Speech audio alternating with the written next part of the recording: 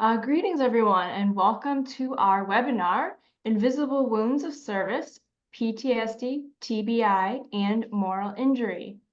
I have the pleasure today of introducing your moderator, Ms. Stacy Owens. Ms. Stacy Owens is the Military and Veteran Affairs Liaison for SAMHSA. She is honored to have the opportunity to facilitate collaborative efforts to improve the mental health of our nation's service members, veterans, and their families.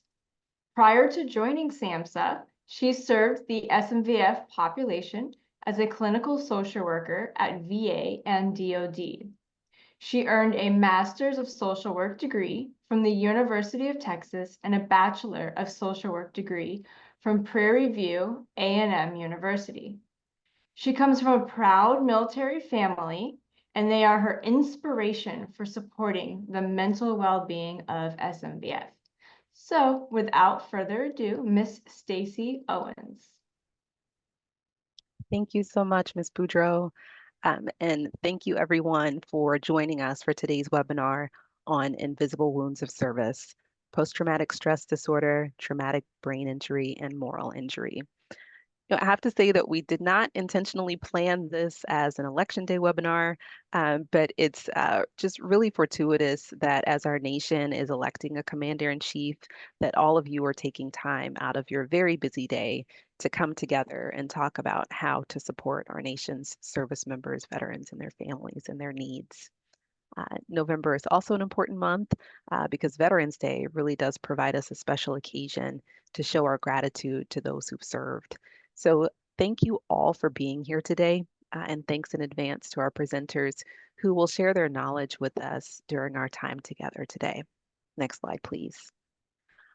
Before we get into our content, just a reminder that the views, opinions, and content expressed here may not necessarily reflect the views, opinions, or policies of SAMHSA, HHS, VHA, or VA.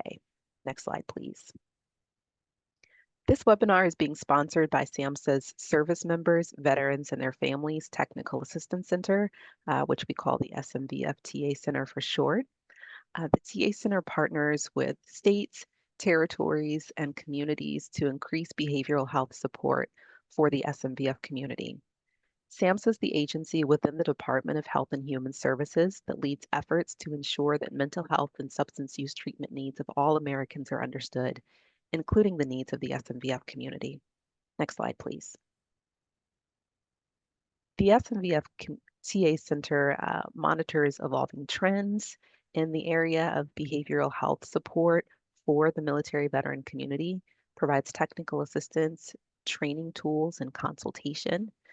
Also identifies, shares, and encourages the adoption of promising and best practices, identifies experts and resources, supports the planning and implementation of state and territory interagency teams, and supports training of SAMHSA stakeholders and grantees. Next slide, please. The TA Center provides that training and technical assistance through multiple activities that you see here, such as policy academies and implementation academies, crisis and intercept mapping workshops, webinars like this one, smaller learning communities, TA calls, and consultation with subject matter experts, as well as resource dissemination. Next slide, please. These are the learning objectives that we have for you today. We would like to share forward strategies for managing PTSD and supporting individuals who are affected, discuss the causes, symptoms, and long-term effects of TBI, examine the psychological distress associated with moral injury and its impact on service members and veterans, as well as highlighting current treatment options and support resources available for those affected by the above. Next slide, please. Today, we have three dynamic presenters that we're excited to bring before you as we discuss this important topic. We have Shannon McCaslin Rodrigo, who serves as a clinical psychologist with the National Center for PTSD. We have Maria Crowley, who serves as the Director of Professional Development for the National Association of State Head Injury Administrators. And we have Shira McGinn, who's the director of the Post 9/11 Integrated Care Clinic at the San Francisco VA Medical Center. Next slide, please. So our first presenter again is Dr. Shannon McCaslin, and I'll share a little bit more about her background.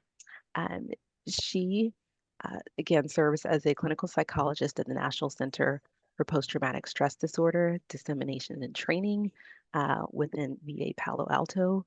Her work focuses on understanding factors impacting quality of life and functioning among those with PTSD and on the development, evaluation, and implementation of digital mental health products for veterans with post-traumatic stress symptoms. Dr. McCaslin, the floor is yours. Great, thank you so much, Stacy. Thank you, everybody, for being here. Good afternoon. Good morning to those on the West Coast. It's exciting to be able to share this information with you, and I know there's a range of folks on the call, so some of this may be review for some and new for others. My goal today, next slide, please. My goals today are to provide an overview of PTSD, to touch on assessments and treatments for PTSD, and to provide information about resources that can support your work with veterans and service members. Next slide, please. So PTSD was first recognized as a diagnosis by the APA in 1980 in the DSM-3.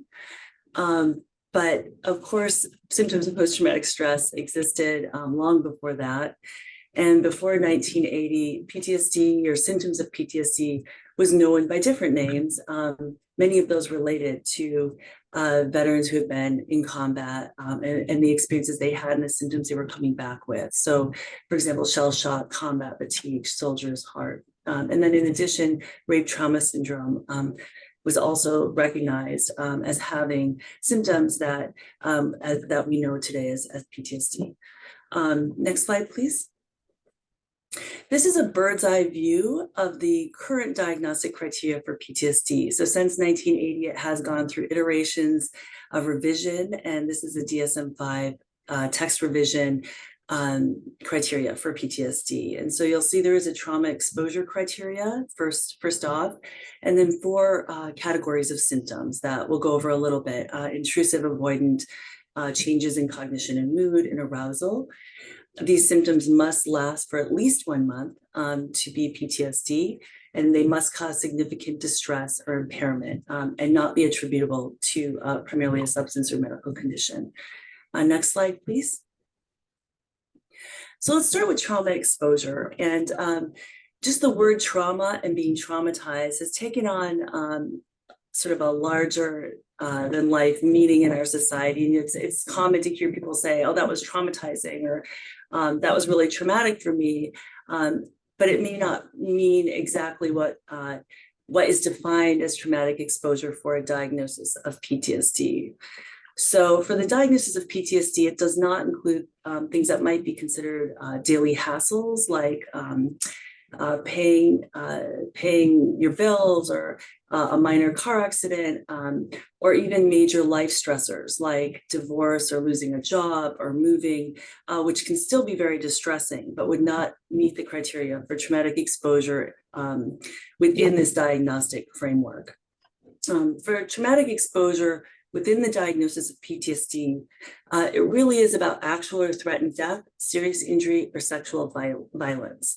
And those experiences must have been either directly experienced, you may have witnessed them happening to others, learning about a traumatic event happening to a close family member or close friend, and that must be violent or accidental, or repeated or extreme exposure to aversive details of a traumatic event. And so that might be first responders who have exposure to human remains, or a police officer who has frequent encounters with incidents of child abuse, or journalists embedded in war zones, things like that, where there's this repeated kind of exposure or extreme exposure to these details. Next slide, please. So trauma exposure is a common, relatively common event. One study found 61% of men and 51% of women in the US will experience at least one traumatic event in their lifetime. and many experience more than one. Some more recent estimates put that closer to 70% worldwide. But the point is that that is a pretty common experience. Next slide, please. So these are just some examples of potentially traumatic exposures for service members and veterans that they may have experienced. There's what you might think of as sort of these traditional combat traumas like firefights or seeing or handling mutilated bodies, death and dying. And then more non-traditional combat traumas like atrocities, abusive violence, guerrilla style warfare. And then also training accidents, for example, or physical assaults or sexual assault. Next slide, please. So I'm going to talk a little bit about the symptoms. And so the first cluster is the intrusion symptoms, and these are the re-experiencing or reliving symptoms. Having these recurrent involuntary memories or distressing reactions to triggers or cues of the event. It may, this is where you might see dissociative reactions, so flashbacks, feeling as if the event is occurring again, as well as distressing dreams and nightmares related to the event. I've put links at the bottom of each of these slides, and the links go to videos from the About Face website from the National Center for PTSD, where veterans have generously shared their stories and their experiences.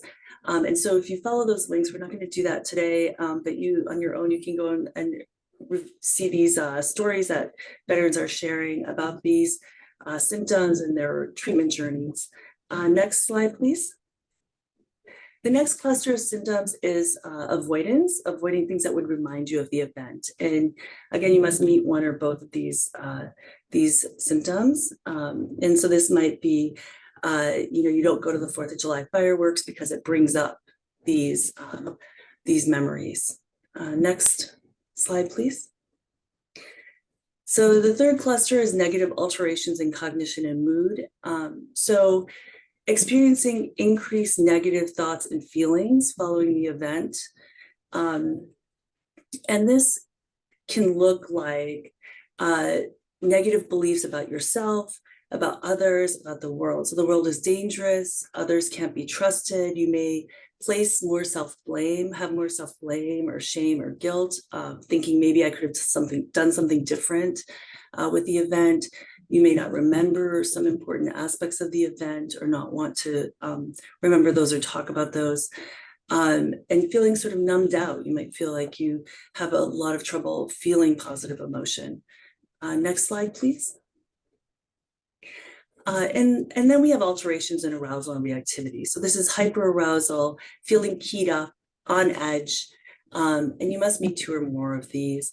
And these include, being easily startled. So you hear a door slam and you have a very large startle response to that. Difficulties concentrating, trouble sleeping, feeling more irritable, and just more on edge generally. Next slide, please.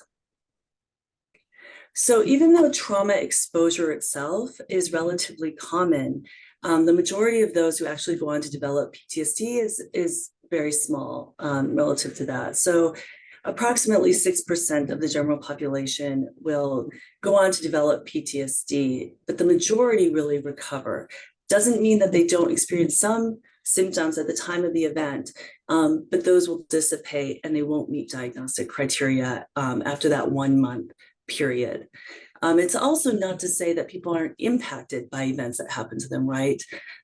So this is really talking about that diagnosis of PTSD. But again, profound events can impact you in other ways as well. So the lifetime prevalence was found to be higher in women than men. Veterans, it's also higher. And consistent with the more female veterans reporting PTSD than male veterans.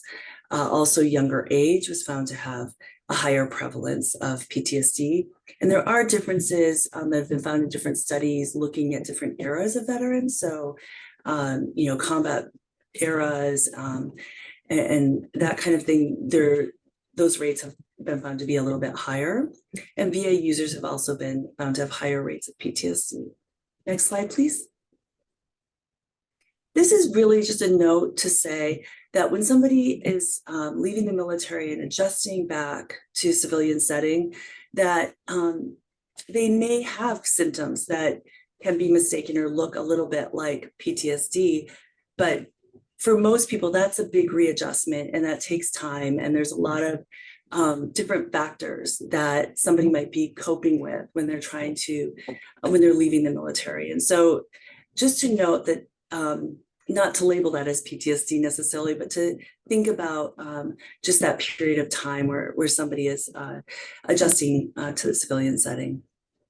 But again, for some, recovery is more challenging, and this is where you see you might have visible injuries from service. You might have more of these invisible injuries that we're talking about today, including moral injury and TBI and depression and PTSD. Next slide, please.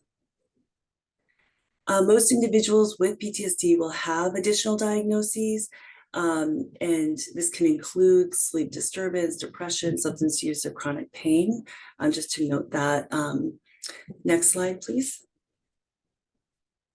So the assessment of PTSD has been, so let me back up just a second. So the Department of Defense and VA have released a new version, a 2023 version of the clinical practice guidelines for service members and veterans. And in that clinical practice guideline, they do provide recommendations for the screening, the assessment, the management, and treatment of PTSD. And there's a lot in there. I highly suggest folks go and look at the clinical practice guidelines. I put the link there at the bottom, the healthquality.va.gov. And really, they broke this into a couple sections. So the first piece is PTSD screening, right? And this is where it's really just to get that initial sense of, does somebody are they at risk for having a diagnosis of PTSD? And if they're positive for that screening, you would go on to refer them for a more in-depth kind of diagnostic screening. And one of the suggested measures for that is the PC-PTSD screen, which is 5 items. And I put a link to the ptsd.va.gov professional assessment site, and that at that site and on the National Center for PTSD website, you can find information about all of these measures, about training courses for these measures, all of the information that would go along with them. And then there's self-report measures. And one of the suggested measures is the post-traumatic stress checklist 5, and that's a 20-item self-report measure. And these are useful for monitoring change. They do give you more information than a brief PTSD screening would. But if somebody is positive on these self-report measures, again, the gold standard would really be to make sure they get a diagnostic assessment and to refer out for that. And in the category of diagnostic assessments, these are full-scale interviews conducted by trained individuals. The clinician-administered PTSD scale 5 is one of the gold standard interviews. And that, again, is on the National Center for PTSD website. There's trainings for that. And that can really, is really in-depth interview to really be able to pin down, is this a diagnosis of PTSD? Just as an aside, there is an evaluation for service-related disability benefits, and that's generally done by VA-trained personnel. Next slide, please. So I mentioned the DoD VA clinical practice guidelines. So they considered 4 domains in making recommendations for treatment, and in general for these other pieces as well. So one was the confidence in the quality of the evidence. Which clinical trials have been done, what populations have those been done with, how strong is that research evidence that's there. The balance of desirable and undesirable outcomes, so benefit and harms, and then patient values and preferences, right, which is very important, and other implications, so resource use, equity, acceptability. And again, that's the same link I provided earlier for the practice guidelines. This is what was considered when making these recommendations. And so I'm going to share in the next few slides the recommended psychotherapies for PTSD that came out that are in the clinical practice guidelines. Next slide, please. So there was a strong recommendation. So these are the psychotherapies that had a strong evidence base for recommendation. And 3 of those really emerged as being in that category. And those were cognitive processing therapy, or CPT, prolonged exposure, PE, eye movement desensitization and reprocessing, so EMDR. And then there were 3 pharmacotherapies also that were recommended: paroxetine, sertraline, and venlafaxine. There was a recommendation to first use psychotherapies over pharmacotherapies. Next slide, please. So cognitive processing therapy is a 12-session treatment, 60 to 90 minutes each session. And one of the main one of the main components of this treatment is to evaluate and change upsetting thoughts or stuck points related to the trauma. And folks may be asked to write about the trauma and discuss it in treatment. And again, the National Center for PTSD does provide a lot of information on these treatments and can put you in the direction for training as well. Prolonged exposure therapy is the second one. That's 8 to 15 sessions, about 90 minutes each. And in this treatment, folks are going to approach their trauma-related memories because avoidance is a big part of PTSD, right? And it's to help folks really approach the things they've been avoiding, both in real life and their memories. And they talk through the details of the trauma and learn some techniques for coping as well. Next slide, please. Eye movement desensitization and reprocessing. Those takes about 1 to 3 months weekly, 50 to 90 minutes. Again, with the idea of processing the trauma, and folks pay attention to a back and forth movement or sound while they call to mind the upsetting memory. And they're asked to think about the trauma during the session.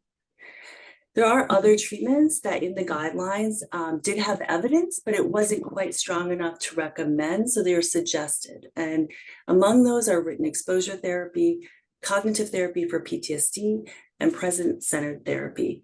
I'll just note that among the alternative and complementary treatments, mindfulness-based stress reduction was the only one there that was suggested as well. So it gives folks another option. Next slide, please.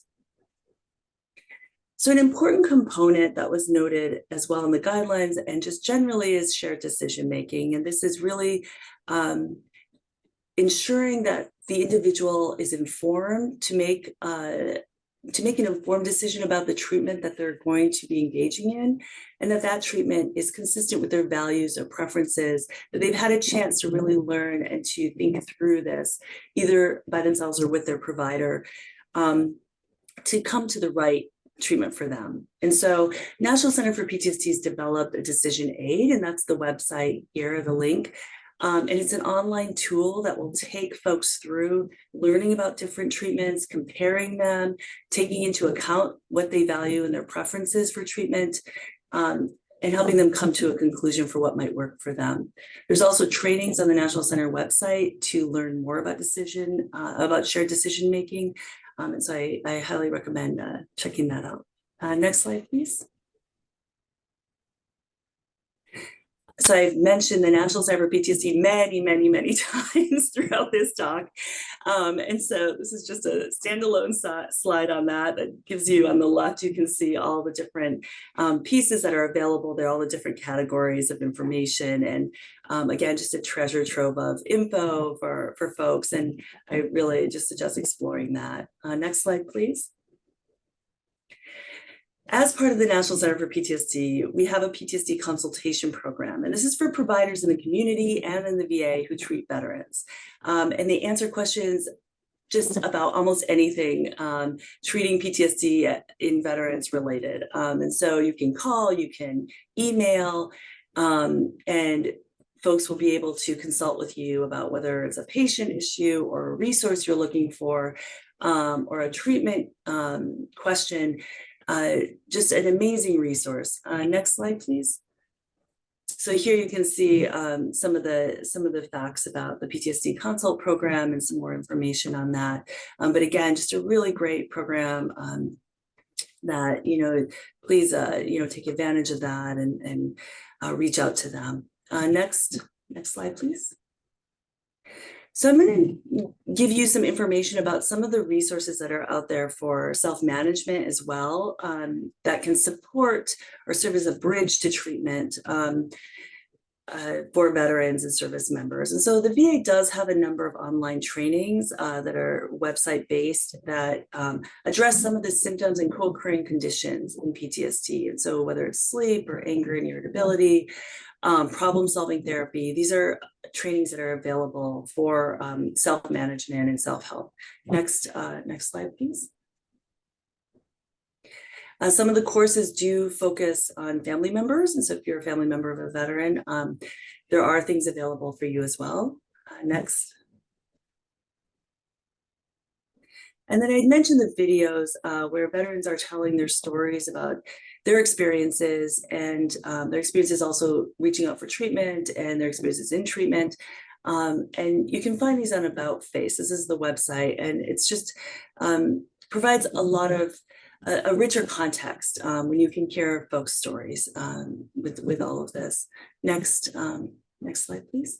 Make the Connection is a similar site to About Face, but it has a broader range of experiences and conditions that are covered, and talks a lot about how folks connected to VA in treatment and how that went for them. Next slide, please. For service members and veterans, there's also, for providers, there's a Center for Deployment Psychology resources. They have a lot of trainings, they have a podcast, they have resources. And so I also feel like that's a valuable resource for folks. Next slide. So this one is near and dear to my heart. I work with some of these folks at the National Center for PTSD who developed the mental health mobile apps. And you may have seen PTSD Coach or some of the other apps that we've developed in VA. They're free, publicly available, they're private, they're Section 508 compliant. And all of the apps, they're not treatment, but they are evidence informed. And so we're very careful to ensure that they're based on really a solid foundation. Next slide. So they can be used by anyone for self-care, or introduced by anyone. They can be a bridge, as I mentioned, but again, they do not replace treatment. Next slide. These are some of the apps that are available, and they're available in the Android Play Store as well as the Apple Store. And PTSD Coach was the first app that National Center developed, really the flagship app for us. And PTSD Coach, as an aside, also has a suicide safety planning module in it. So if somebody is using PTSD Coach, and that is a concern that you're working with, that module is in PTSD Coach, and I would encourage you to check that out as well. Next slide. These are some of the other apps that are available. Next slide. So there's information and promo items, flyers, things that you can put out in your office or give to your patients or just have for your own information about the resources at the National Center for PTSD, as well as all of the apps. Next slide, please. You can order these from the government publishing office for free. Anyone can place an order. They're all free. They'll come to your work or home address. And those items do change as new items are developed and things. So I encourage you going back and checking every so often to see if there's something new there. Next slide, please. For those who are introducing mobile mental health apps to veterans or service members, we have developed videos for each app. They're about a minute long and they're on YouTube, and you can, they just provide a nice overview of the app to walk folks through it so they can see what's there. Because sometimes there's so much in there that it's a little overwhelming. And so this is a nice overview to help folks kind of walk through it. Next slide, please. There's also a podcast that's very brief, PTSD Bites, that's publicly available, where we bring in experts and they talk about issues related to PTSD in tech. You can see some of the topics there down below. Next slide. This is just additional links related to what I talked about with the mobile mental health program. We're always open to feedback, of course, so there's that email there as well. And next slide. I'd like to thank you all so much for listening and for being here and part of this, and for the support you give to veterans and service members. Feel free to email me with any questions. Thank you so much. Back to you, Stacy. Thank you so much, Dr. McCaslin. We really appreciate this information. I'll say that out of the three conditions that we're talking about today, PTSD is probably the most commonly known condition. But you actually made a really great point that because it is well known, that sometimes it's used colloquially rather than clinically. So really appreciate you walking us through the diagnostic criteria for PTSD, as well as the screening instruments that are available. In addition to those incredibly helpful resources that are available for clinicians, for veterans and service members themselves, and for families. And we already have some really great questions that are coming into the Q&A pod, and we look forward to covering some of those later in the session. I did fail to mention that after all three of our presenters have spoken, we'll have some time at the end where we will address as many of those questions as possible. So thank you again, Dr. McCaslin.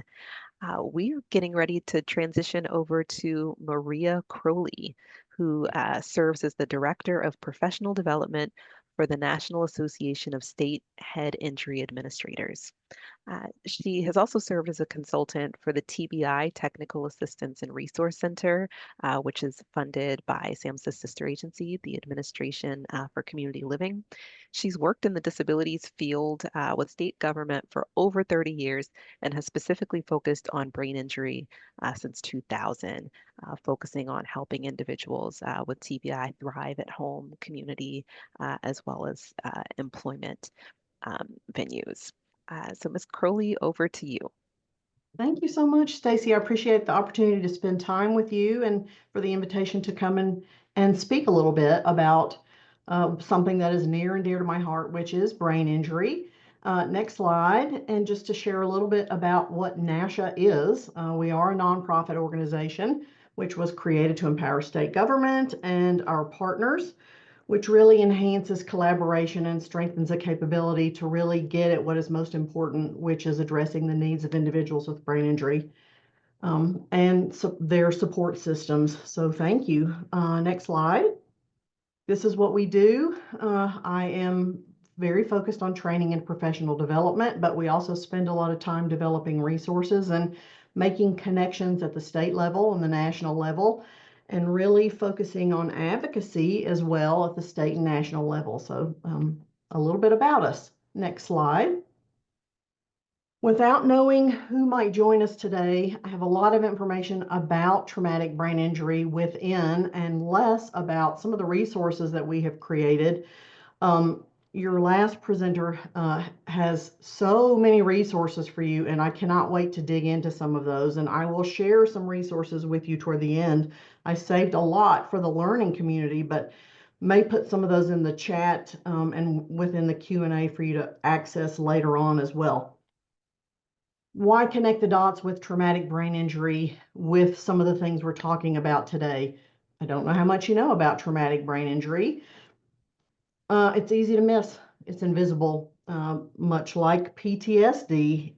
If you're not looking for it, if you don't know about it, sometimes it's very easy to miss. It's also very common, though. It's co-occurring with a lot of things that are going on that you just heard about. It's certainly the most successful approach if you take a look at that and really address the whole individual. Next slide. Certainly knowing about it increases the success for the person that you're working with. We're going to talk a little bit about what it is. I won't spend a whole lot of time on that, but it is important to touch on it because there's so much that's misunderstood about it. We will also spend some time talking about where it intersects the most with vulnerable populations. And then we'll touch on some strategies that we're going to dig into again with the learning community that's coming up in December on brain injury, and some resources that are available to support individuals with brain injury. Next slide. So We spend a lot of time talking about what brain injury is and what it is not. We use this umbrella term of acquired brain injury across states. Traumatic brain injury and non-traumatic brain injury are a little different. One is external, one is internal, caused by different things. Sometimes, though, they look very similar. Next slide. Some causes of traumatic brain injury are these that are listed before you. All external events that you're all very familiar with. Next slide. Non-traumatic brain injury, these are things that are happening on the inside.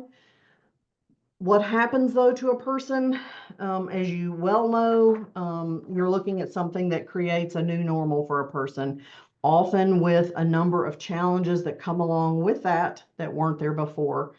Next slide. It's certainly an equal opportunity condition that can occur at any point to anyone of any gender or any race or age, and certainly can happen more than once, that can affect a person's life short-term or long-term. Something that is new on the horizon for those of us that work in brain injury, it has been coined a chronic condition. It is no longer necessarily a one-time event. That is something that it is now considered by the National Institutes of Health, the National Institutes of Disability Research and Rehabilitation and Independent Living, and now by the Centers for Medicaid. So it's something that we are now taking a look at as a lifelong condition, not necessarily a singular event. It happens in all of these places, sometimes in several of these places over a person's life, as you well know, and can make an impact on a lot of different things. Next slide. You know that your brain is the home of a lot of things about you, and anything that happens to it can impact a lot of things that you can say or do, or that you are. Next slide. It's a fascinating organ, and it controls just really everything that you do. Next slide.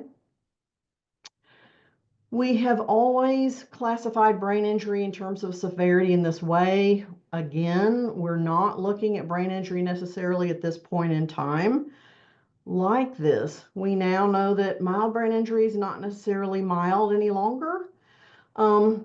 Mostly, though, across states, we are still tending to classify it loosely by loss of consciousness, but not necessarily in the same way. We have a lot of other tools and diagnostics at our fingertips that are now beginning to show a lot of other things. And mild is not necessarily mild any longer, but overall, we often still go to this classification of severity. Next slide.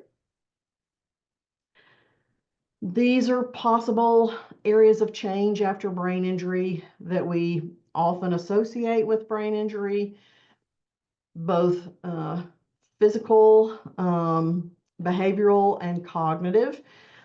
These are the areas that are more common that you may see a person experiencing. Next slide.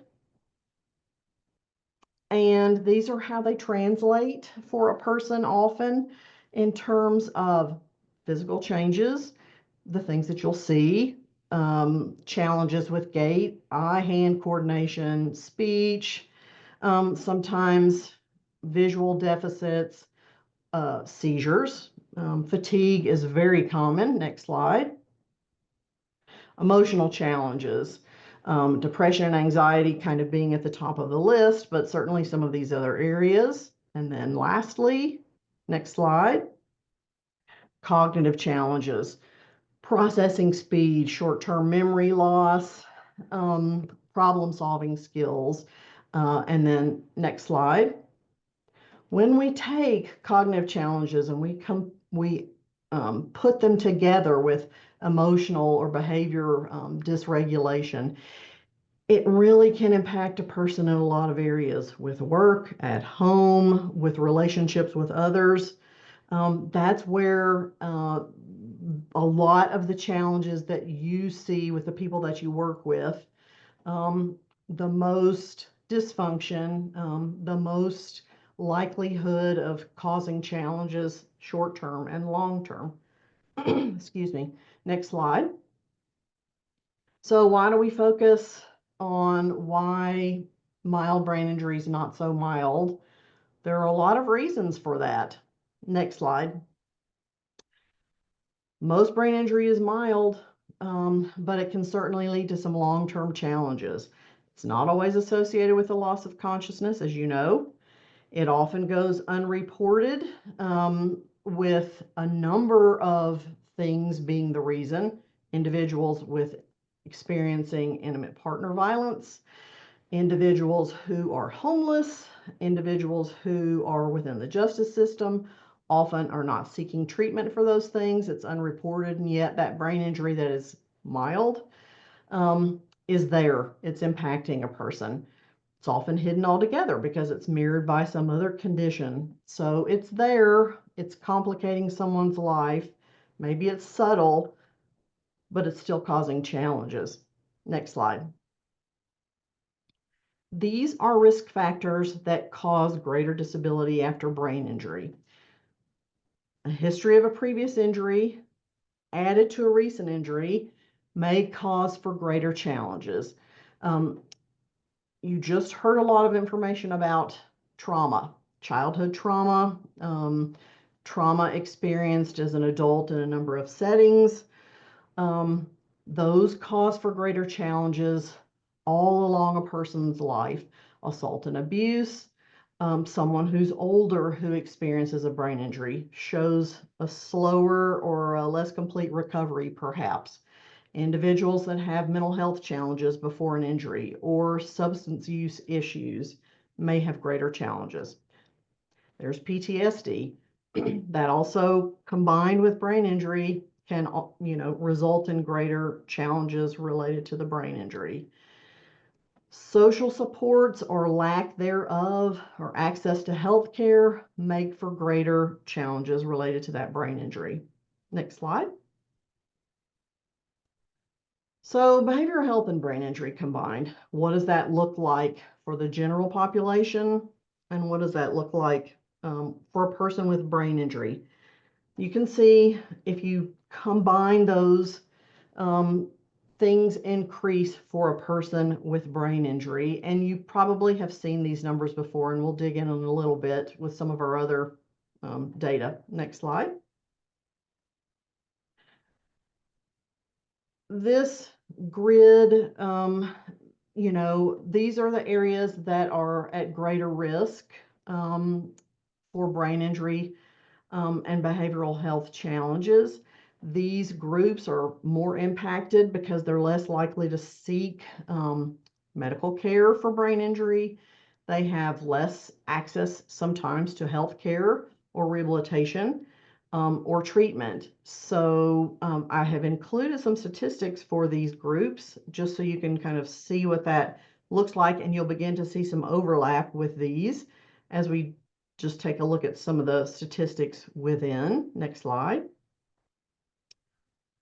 Veterans and brain injury, and this is some non-combat related statistics of brain injury that has occurred over the last 20 years. You'll see a higher concentration there within that age group where we know brain injury sits at the highest concentration, 18 to 44.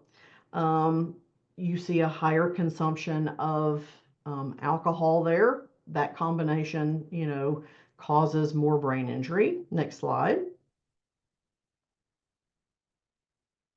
Individuals that are unhoused experience brain injury at a younger age. Individuals become homeless who have brain injury at a younger age and then report mental health challenges. Suicide rates are higher for that group. And again, those things combined, greater challenges. Next slide. Individuals who have experienced intimate partner violence.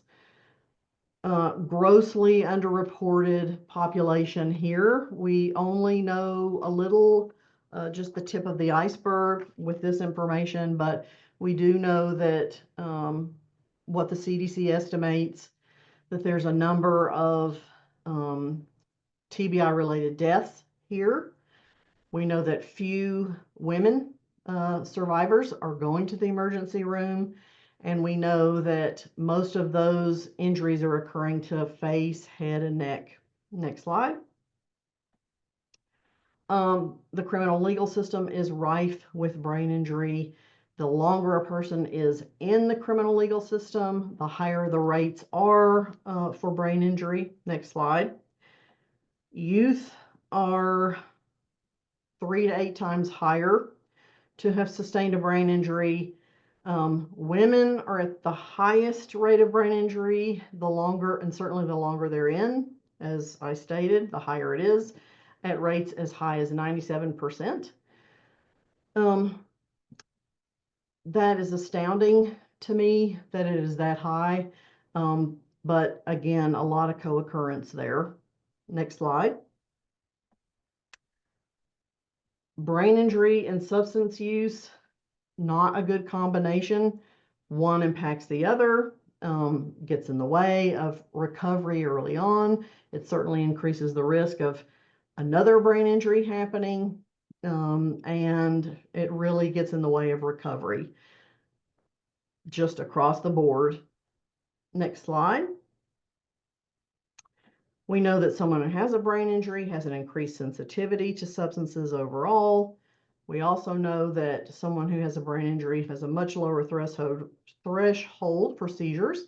Not good. And we know that rates of opioid use are higher for someone with brain injury. So is overdose after brain injury. Next slide. Suicide risk. Someone who's had a brain injury, higher rate of suicide after severe brain injury as opposed to mild brain injury, much higher. Someone who had a brain injury at a younger age has a higher suicide rate than someone who sustained a brain injury at an older age. And again, there's that substance use combined with suicide as a contributor. Next slide.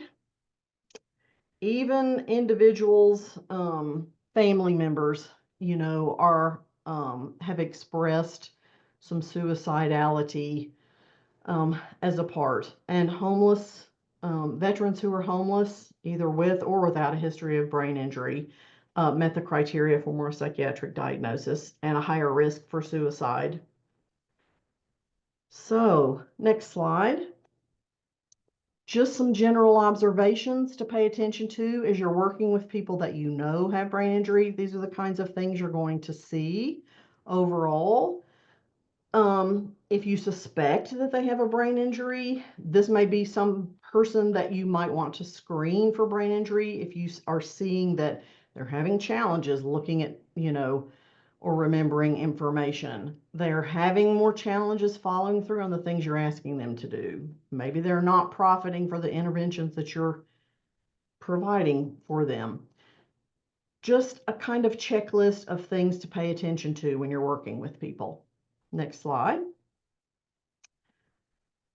These are the things that we know that brain injury causes: gaps between their intentions and their ability to follow through,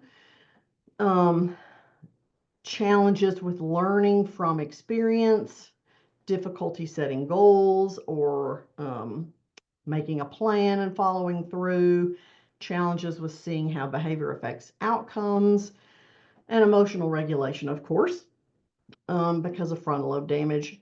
Again, things to pay attention to. So, next slide. Big problems. I know I've kind of thrown a lot of information at you, but really some pretty simple solutions in terms of treatment. Next slide. This is really our approach in working with people with brain injury. is that staff are trained, which is something that we do regularly. We do encourage screening for brain injury. If you don't know about it, how in the world can you really address it? And then beyond screening for the brain injury itself, screening for the impairments that come along with it.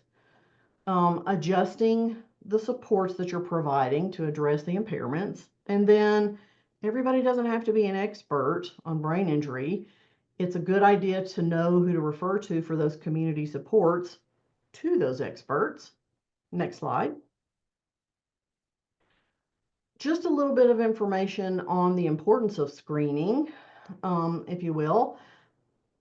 Almost half of individuals who have indicated that they've had a brain injury don't seek medical attention. I touched on that a little bit before. If they're not seeking medical attention for a brain injury and they don't know they've had a brain injury, nor does the medical community, they're not sharing that information with you. How are you going to know? If a person's lifetime history for brain injury then is useful for you to know about their current cognitive and emotional state, wouldn't you want to know about it? Wouldn't they want to know about it? That brain injury is increasing risks, as you've seen, for some of the problem behaviors that they might experience over their lifetime. It seems that it would be very important to know about that lifetime history for brain injury. Next slide. So, what we would endorse would be, that you're not treating the brain injury, you're treating the behavioral health concern in the context of the brain injury. And if you're screening for the brain injury, you're really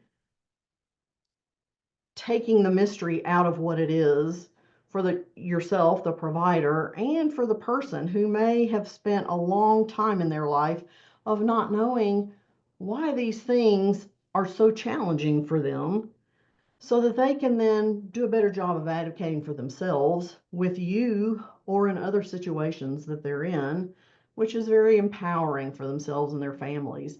So it's something that we really encourage in any setting.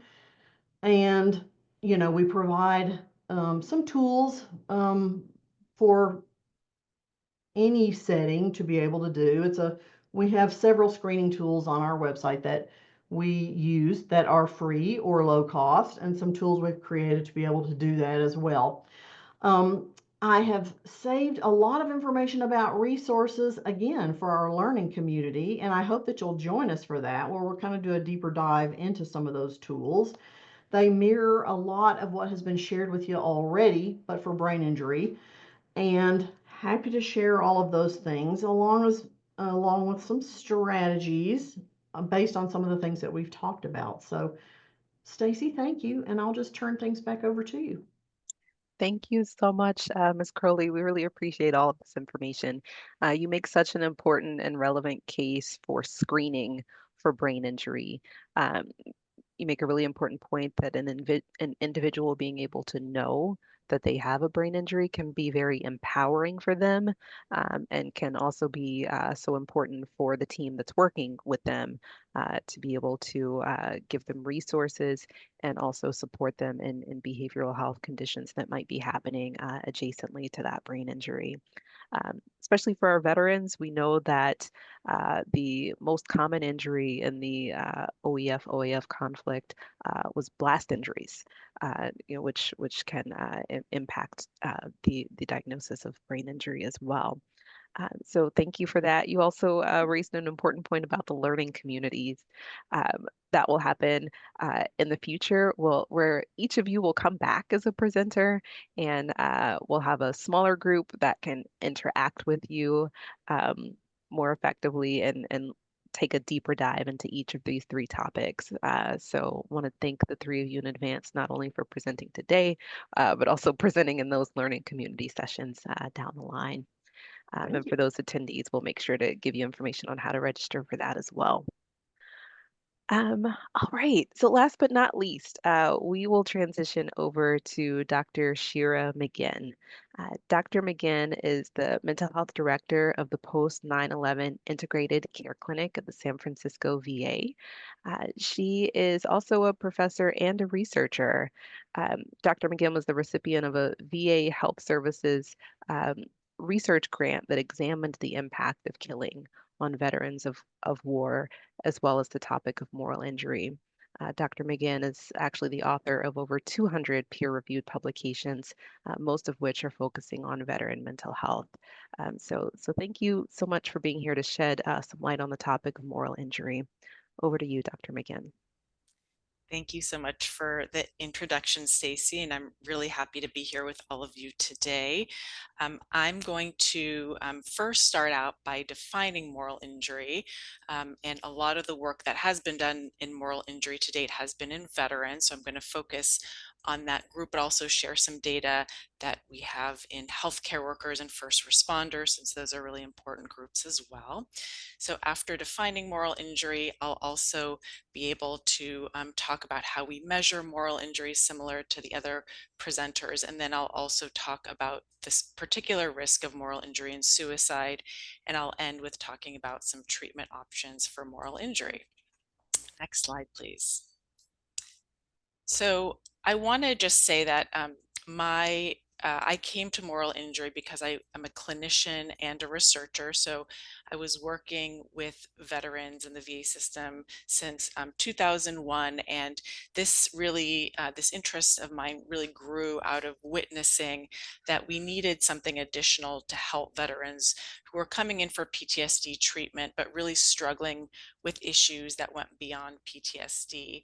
And so a lot of the clinical work and a lot of the research that I've done has really grown out of that experience and really talking to veterans directly about how moral injury has impacted them in their lives. So wanted to share a little bit about where I was coming from. And, you know, there was one veteran in particular who made an impact on me. He was a veteran who I was working with, who was trained as a medic. And so he was really focused on saving people. And during the context of war, also had to kill another human being. And that really created a conflict for him in terms of what his role was, but also needing to play a different role that really went against how he believed you know, how he should act in the context of war. So this created a conflict for him. And I think this definition of moral injury will help us kind of understand how we're framing the issue. So moral injury specifically has been defined as perpetrating, failing to prevent, bearing witness to acts that transgress deeply held moral beliefs and expectations.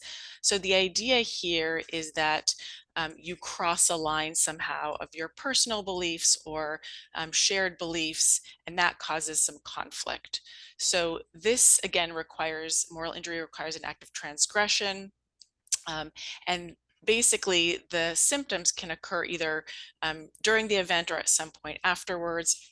And we also know that betrayal can play an important role in moral injury, specifically when it's committed by someone in a position of power in a high stakes environment. So these are a couple of aspects of the definition of moral injury.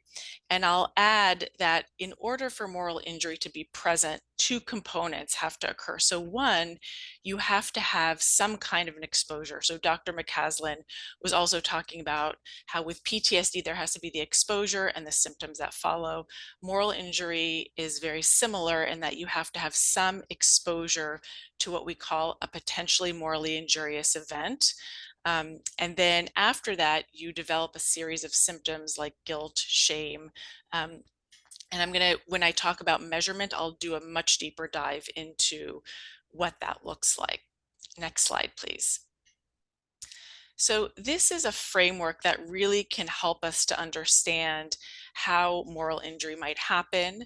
And again, I'm going to use aspects of the definition that I talked about here. So you can see that the starting point for moral injury is that a transgression has to occur. You have to believe that you did something that went against your morals and values. Then there has to be some dissonance or conflict that the person experiences. There have to be some thoughts that occur as a result of that. So for example, because I killed in war, that makes me, unforgivable, for example. So those are some thoughts that occur as a result of the dissonance or conflict. Then because of the thoughts that you're thinking, you feel some sense of shame or guilt or anxiety. You tend to withdraw from people. And then there's a very strong sense of failure to forgive or self-condemnation that typically occurs with moral injury. And that may result in some self-harming behaviors, also some self-sabotaging behaviors. So if you believe that you don't deserve to be happy because of what you did, then you may, in fact, not try as hard as at work, or not try as hard in your relationships. And so that creates kind of a loop and can impact your functioning as well. Next slide, please. So a big question that we often get asked is, how often does moral injury occur? Next slide, please. So we did a study of about 1,200 veterans, healthcare workers, and first responders. This was done with colleagues of mine, Sonia Norman, Brandon Griffin, and a number of people from the National Center of PTSD as well. And I'll talk about some of those findings a little bit later on, but in terms of the prevalence, we found that about 1 in 2 participants endorse being involved in an event as part of their work duties that they perceive to be morally wrong. So again, that included, doing something, failing to do something, or witnessing something that went against their belief. So that's, again, what we talk about as the exposure to the potentially morally injurious event, or PMIE for short. Next slide, please. And in addition to that, so there was the exposure, but then 1 in 20 participants screened positive for what we call probable moral injury. So I'm going to talk about how we assess moral injury to get at this rate of 1 in 20 participants screening positive. Next slide, please. Before we delve into that, I want to just take a moment. Dr. McCaslin talked about PTSD, and I want to take a moment to share with you how PTSD and moral injury are different. We get asked about this a lot, and I think certainly there are people who may have PTSD and moral injury, but there are also people who just have PTSD or may just have moral injury. So they don't necessarily have to co-occur. In fact, moral injury may also co-occur with other issues such as substance use disorders or depression. It doesn't necessarily have to travel with PTSD. So to start with how PTSD and moral injury are different, PTSD is a DSM-5 diagnosis, and moral injury is not a diagnosis. And there's debate about whether it should be, but as of now, it's not a specific diagnosis in the DSM. So with PTSD, you need to have a traumatic exposure and symptoms below that include re-experiencing, avoidance, emotional numbing, negative thoughts and feelings. And the treatments for PTSD are grounded in fear-based theories and exposure habituation to trauma, right? So moral injury is quite different. Again, it's not a diagnosis, but it's really a dimensional issue that involves spirituality, sense of self. Typically, we see symptoms of guilt, shame, and loss in moral injury, and the exposure to a potentially morally injurious event is not sufficient. There has to be perceived transgression, as I showed you before, and moral injury often involves functional impact and also self-sabotaging behaviors. Spirituality, self-forgiveness, and making amends are often key. And moral injury can look differently in different people. So for some people, they're very focused on the guilt and shame. For others, spirituality and how it affects spirituality is a much bigger issue with moral injury. Next slide, please. So this takes us to the next question about how do we measure moral injury? Next slide, please.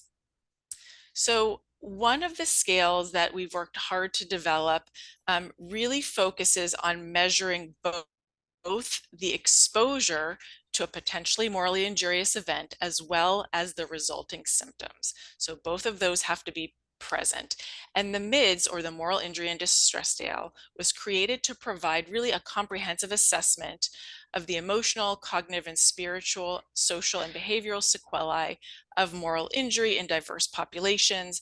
So again, we really looked at not only veterans, but also healthcare workers and first responders in this study. And participants identified an event or a series of events in which they were bothered by something that they did, failed to do, or witnessed. So those endorsing these potentially morally injurious events then rated a series of symptoms that were specifically linked to these potentially morally injurious events in the last month. So that's very important. We don't want to just look at the exposure or just look at the symptoms. We want to look at these in combination in relationship to each other. Next slide, please. So I want to share with you what were the questions we asked in order to evaluate whether people had moral injury. So again, these are the first questions that really deal with the exposure.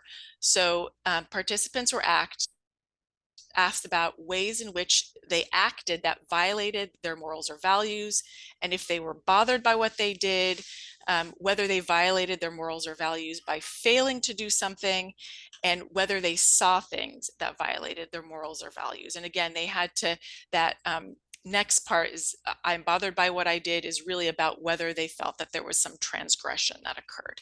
Next slide, please. We then wanted to make sure that we were capturing the kinds of events that we thought we were. And so we asked here about what did you find most troubling?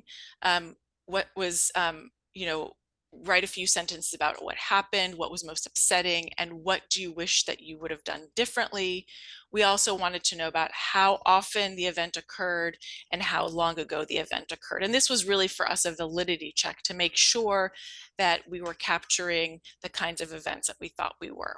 Next slide, please. So what we found was that in these three groups, most people, about 75%, reported some exposure either by transgressing their own values or witnessing a perceived transgression. So again, 75% reported some exposure. So here are some examples of what we got in the written comments. From a veteran, I had to kill children that shot at us during patrol. From a healthcare worker, I was told to take patients off of ventilators that I thought could be saved. This was during the COVID pandemic. And first responder, I saw a fellow police officer use excessive force and did not intervene. So some examples from each of the three groups that we surveyed. Next slide, please. So I also want to share the symptoms. So again, these symptoms are directly linked to the exposures that I just described. So you can see here that I think about how I should have been able to do more was endorsed. And you can see here the frequency of how often it was endorsed and the factor loading. That is a measure of how it hung together with all of the other symptoms that I'm showing here. So you can see here, I won't read everything, but symptoms around feeling guilt, feeling like bad things are going to happen to me or to my loved ones because of what I did, feeling like the individual punished themselves or don't deserve support, feeling betrayed, feeling powerlessness, and that they should not be forgiven. Next slide, please. So the important thing is that, we have a lot of exposures and a lot of symptoms that were endorsed, but we want to be able to distinguish between moral distress and moral injury. Right? So moral distress is maybe something that happens after an event, but moral injury is really something that has long-lasting effects and impacts impairment. So this was really important to us to be able to establish a cut score so that we could say these individuals experience something difficult, but they're not having continued suffering. And if you meet a certain cutoff, then we want to really target those individuals for more assessment or interventions, right? So this cut score really allows us to do that. So MIDS is the first moral injury scale that has an established cut score. And what we found And the citation is below, and I'm happy if people are interested in any of these articles, please contact me. I'll have my email and I'm happy to send them to you. But at a mid score of 27 or greater, what we found is that about 70% of participants screened positive for probable PTSD and major depression, and 50% screened positive for trauma-related guilt and functional impairment. So what we recommend is if you use the mids, you also use a cut score of about 27 or above to indicate moral injury. So I think that that really this allows us to use this tool in clinical settings or research settings, and hopefully it will allow us to kind of move the field forward. Prior to this cut score, really what was available is more continuous screening tools without actually making a call on what's moral injury and what's not. Next slide, please. I want to just make a quick comment about the link between moral injury and suicide risk. I'll say that this is an emerging area of research. There have been some studies done that I cite below, but there are many more that are emerging. So I'll try to kind of summarize here what's been found. So there's definitely growing evidence suggesting that moral injury in veterans may be a distinct risk factor for suicide. And this is even after accounting for PTSD and other mental health conditions. We also know that several studies have now found that moral injury is associated with suicidal ideation as well as attempts. In one study, suicidal ideation was nearly double for those who endorsed greater killing experiences in war, even after adjusting for the effects of PTSD, depression, substance use, and general combat. We also know that in a huge sample of post 9/11 veterans, perpetration was a strong predictor of both peri and post-military suicide attempts. So during the service and after service. So we were able to kind of look at both those time periods. And those with perpetration were twice as likely to have had a post-military suicide attempt, even after accounting for mental health symptoms. Next slide, please. So I'm just going to highlight a few other studies before I move to talking about treatment. This study here really showed that moral injury was associated with more severe suicidal ideation and behavior. In addition to that, if you look at individuals that have both PTSD and moral injury, there is an increased risk for suicidal thoughts and behaviors. And this really differentiates between those who have attempted suicide and those who have only had suicidal thoughts. So having both conditions increases the risk for suicide specifically. Next slide, please. So I think the other hopeful piece here is that there's been another study that had some hints about what could help with moral injury risk in terms of suicide outcomes. So what this study found was that the risk was reduced through meaning making. So if you could make meaning out of your experience, of moral injury, and maybe you have experienced a potentially morally injurious event, if you could make meaning out of that particular experience, this can serve as a protective factor and also help people to heal. Next slide, please. And finally, in our data, we found that among over 1,200 veterans, healthcare workers, and first responders, those with clinically meaningful moral injury were nearly 3 times more likely to have a lifetime suicide attempt. This is again, really using that cut score. So those who met that cut score for moral injury were nearly 3 times more likely to have a lifetime suicide attempt. Those with PTSD and depression were also associated with a suicide attempt, and moral injury was seen as an important predictor of suicide attempt, even after adjusting for PTSD and depression, again, showing that all 3 are really important to consider with suicide attempts and predicting those. Next slide, please. Okay, so importantly, in my last few minutes, I'm going to talk about how do we treat moral injury. So I want to say that it's not just about going to therapy or going to see a mental health clinician. Really, we treat moral injury as a community by building bridges with spiritual leaders, families, cultural communities within which the veteran is embedded. And this is a really important point, that it really takes all hands on deck in order to help treat moral injury. So we recognize that mental health treatment is only one piece of the puzzle, and we really need to coordinate among everybody to help treat moral injury. We also know that a lot of times veterans come to us because their family members say to them, please, you need help, please go out and do something. And so those are very important partners. Families are critical partners in the trajectory of healing moral injury. Next slide, please. So I'm going to briefly talk about the existing treatments for moral injury in veterans. I'll say that the evidence is really building to support these treatments, and they're each at various stages of research, but I'll briefly touch upon all of these. So you can see here, I've tried to show you how many sessions each is and whether it's an individual or a group treatment. So first, here's adaptive disclosure. It's 12 sessions, and those treatments are individual therapies. The impact of killing is a treatment that we developed specifically for veterans who struggle with the impact of killing. That's 10 sessions, again, administered individually. There's trauma-informed guilt reduction therapy, or TRIGGER. That's 4 to 7 individual sessions.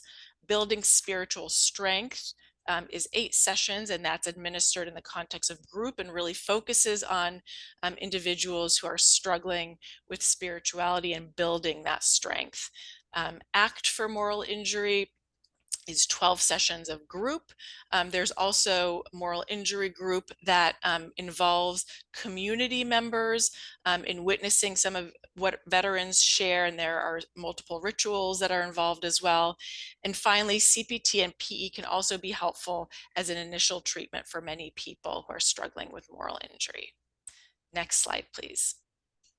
So I really appreciate, I know that there's a lot of different issues that I raised here. I'm always open to emails, and I just want to thank, all of the people from the VA, from the National Center for PTSD, who made this work possible, and are dear collaborators of mine. And I will pass it back to Stacy. Thank you so much for that presentation, Dr. McGinn. Yeah, I'll definitely say that out of the 3 conditions, moral injury is probably the least well known to people generally. So you did a really excellent job describing that experience. Within that workplace context, and really talking about the differentiation between PTSD and moral injury. So certainly appreciate that, and all of you. So we have about 12 minutes to take us through a few of these questions here. Appreciate the presenters and the staff from the SMVF TA Center answering some of these questions live there in the Q&A pod already. Probably the most common question that we received was about slides. Those slides will be emailed to all of those who registered, and we'll also email the video recording to you as well. So give us a few days, and that should land in your inbox. So if you had any questions about some of those resources that were on the slides, those will all be there for you when those land in your inbox. There were a few questions that we wanted to backtrack and give our presenters a few minutes to answer live for us. And I will start with the question for Dr. McCaslin. There were a couple of questions related to on any thoughts why there is a higher prevalence of PTSD among women rather than men, and wanted to give you a minute to share any thoughts on that you might have.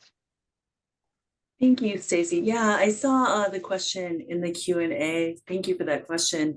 And the question was, they did ask about the types of trauma, right, experienced by women, and if that might have something to do with those prevalence rates. And yes, women are more vulnerable to sexual assault and to childhood sexual abuse. And that may be part of that that bump in PTSD that you see. There was a survey done of veterans between 2009, 2011. And that survey did find that 41% of women experienced military sexual trauma, which can include, the definition can vary a little bit, but sexual assault and harassment, and 4% of men. And there may be some underreporting as well with that data, but there is invulnerability there for women with those specific types of events. And I know Dr. McGann actually is an expert in women veterans health as well, mental health. And so, Dr. McGann, if you want to chime in on that at all, feel free, or else, up to you what you'd like to do with that. You did a great job of answering that. That's fantastic. Thank you. Thank you all so much for sharing your subject matter expertise. That was a great question. I had a question for Ms. Crowley. You actually answered this question in the Q&A pod, but I thought that it was a really great question that was raised, and wanted to ask if you wanted to speak to this more a bit. The question was, since TBI presents challenges for people to engage in cognitive-based treatment modalities, are there any recommended interventions or models to address the behavioral health needs that are less insight-based interventions? So I wanted to give you an opportunity to speak to that. We do rely a lot on CBT interventions with brain injury, and I know there is reference to that in the behavioral health guide that I shared.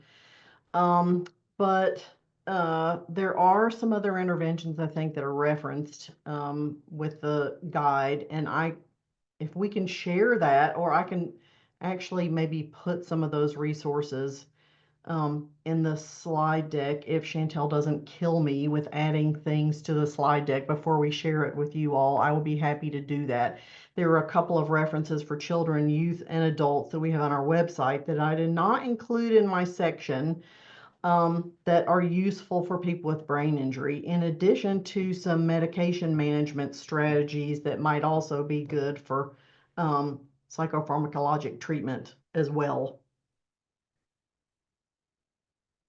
Does that help? That's very helpful. Thank you so much for being willing to add that before we send the slide deck out. So thank you so much. Really great question there. There was a question that came up for Dr. McGinn.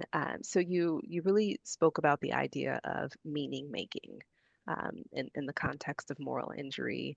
And there was a question or two around what does that actually look like? The specific question was, can you say more about how veterans make meaning out of using violence in the context of war? So I'd like to give you a minute to talk through that.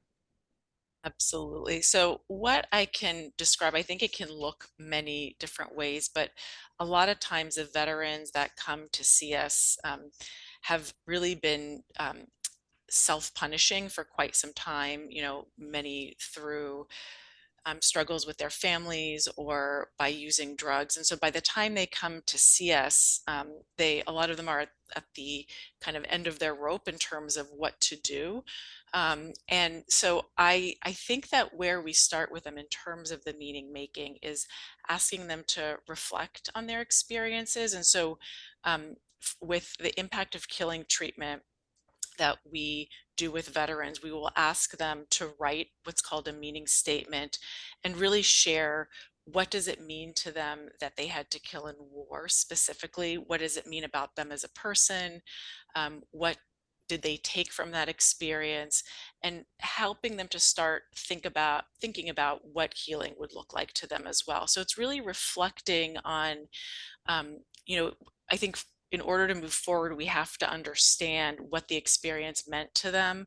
And so for a lot of veterans, they shared that the experience meant taking someone's life and what it meant about them as a person. And so when we really start to unpack that, we can begin to really help them address how to move forward in treatment and understand how they've been impaired specifically. So they've kept this inside for so long that even by writing about the meaning of this event or what happened to them, it starts to unpack that a little bit and moves it from the realm of secrecy to the realm of sharing it with another person that can then jumpstart the treatment.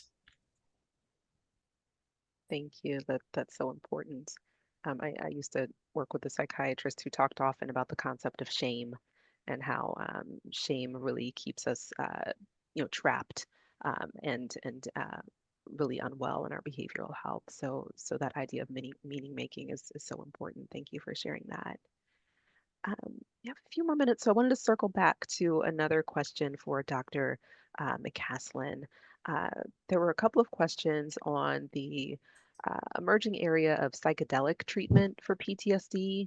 Um, Wanted to know if you had some thoughts to share about emerging research that's happening on that topic or anything else. Yeah, there is a lot of research that's ongoing with that, and I'm sure many folks have seen that or heard about it. For the clinical practice guidelines at the time that those were being developed, and they were released again in 2023, really that the MDMAs are really there was really insufficient evidence to determine if that would be an effective treatment or not, or if that should be recommended. And so it is considered in the clinical practice guidelines, and folks can download that and look at that. But at the time that that was released, the evidence was just not there yet. Perhaps it will be the next round of CPGs. Thank you for that. Yeah. Really important topic there as well. Miss Crowley, I had a question for you in terms of NASHIA itself and state head injury administrators. I know that's a role that you used to fill yourself, I think in the state of Alabama, if I'm correct. And some folks might not know about this as a state level position. Could you just talk a little bit about what role a head injury administrator would fulfill in a state and how that might impact folks in the state in terms of support? Sure. So each state or most every state has someone in the community after brain injury occurs that is connecting someone to those community-based services, whether it's a child, youth, or an adult. Sometimes those individuals fall through the cracks. And, as we were talking about, brain injury is often a lifelong condition that people need supports for, whether that is someone who's going back to school or going back to college or going back to work or really just trying to live independently in the community. So those state program administrators are doing the best they can, with the supports that they have at the state level to try to set up a structure of services and supports for the people in their state to have access to what they need to do those things. So it may be that they're trying to provide cognitive remediation, resource facilitation supports so that, people come home, their families need educating about what brain injury is, and where to get those kinds of supports, and, what that looks like for them to live independently, um, and then ease back into home, work, school, um, and do what they can do to the best of their ability. So NASHA provides education and resources and, connecting those state administrators with each other so they can learn what other states have and do so that each state can, as consistently as possible, have those kinds of things in place um, to better support people, with brain injury across a whole system. Thank you so much for that. Sure, sure. And thank you to all three of you for sharing your subject matter expertise with us today, with this group that attended. Another common question that we received in the chat, as we're coming towards the end of our time together, is a question about certificates. For those who would like a certificate, we can send it to you upon your request. So if you type your name and email address in the Q&A pod or in the survey that you'll receive afterwards, if you put your email address and say that you're requesting a certificate, you will receive that as well. Just a reminder that we will hold a learning community series on these 3 topics. So look for an announcement in your inbox. Our first one will actually be November 19th. That will be session 1. The other sessions will follow, and you'll receive announcements on those. You can spend time in a smaller group with our presenters to get into more details about these 3 conditions. Again, we just really thank everyone for their time, for attending this webinar with us today. For all the veterans on the call, happy Veterans Day in advance. And we look forward to connecting with you on another SMVF TA Center technical assistance event. Thanks everyone and take care.